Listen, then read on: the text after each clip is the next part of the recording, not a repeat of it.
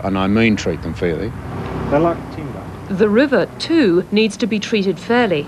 Trading has yet to deliver any more water for it. There is a growing belief that the market can solve environmental problems. Do you agree? No, it can't.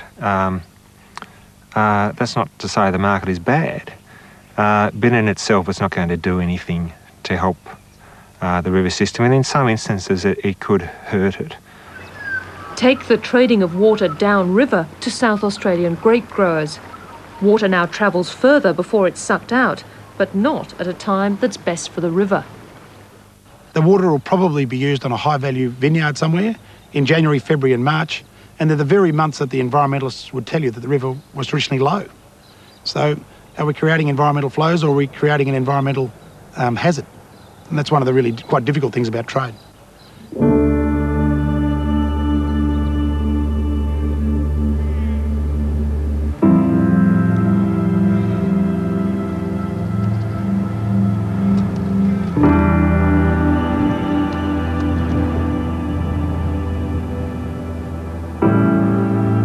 The water debate drags on through the worst drought in living memory.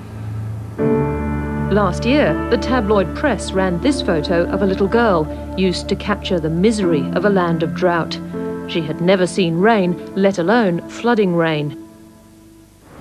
It's 7 after 7 on Thursday, the 3rd of October. It's going to be dry outside and there's no rain anywhere across Australia. The next day, Sydney woke to a very commercial launch of the drought appeal Farmhand, which would raise over $20 million for farmers.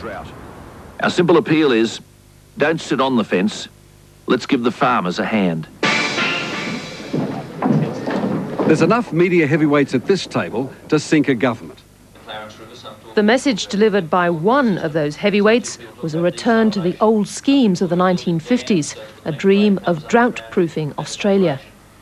All those rivers up there, they could all be turned inland and used. And then you could flood your river system in drought time. Dam the water, flood the river system, irrigate off the rivers, build dams.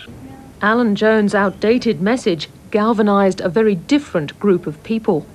There were a number of us who were just very, very angry at this idea that we could drought-proof Australia by turning the rivers inland. I mean, here was this view that had grown up, I suppose, as part of Australia's tradition and had got us into all of this trouble.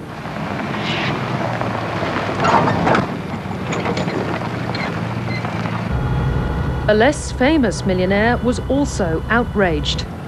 Rob Purvis has big dollars in radiology and nursing homes, but he devotes 2 days a week to his favourite pastime, conservation.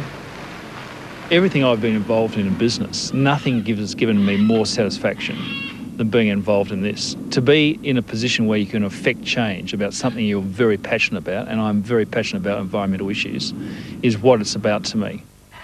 The businessman put $1.5 million behind his own team of heavyweights in opposition to the old-style thinking. They're leaders in their field, and that was really important because in bringing that group together, whatever they said had to be, without question, couldn't be questioned. In October last year, 12 hand-picked scientists, economists and water buffs met for dinner at the Wentworth Hotel in Sydney to counter the emotive politics of Alan Jones. By 11 that night, the new Wentworth Group had agreed on a blueprint of 5 points to fix the water crisis. Among them, more water for the river and a new definition of farmers' rights to water. Sounds great on paper, but how do you do it? Well, I think that's a fair comment. What surprised us was that there was virtually no one got up and said, no, these are the wrong things to do. All of the discussion was, how do you do it?